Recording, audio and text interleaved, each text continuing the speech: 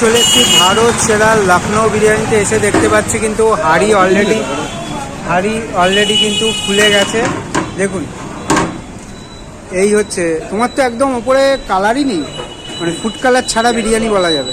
ওপর থেকে রয়েছে কিন্তু কেশর। দেখুন,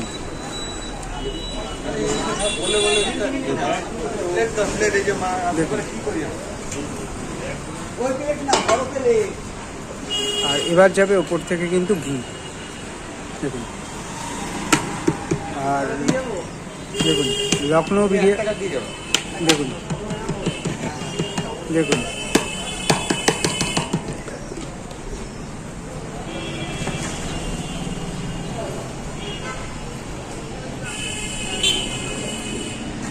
এবার হবে হাঁড়ি কাটা।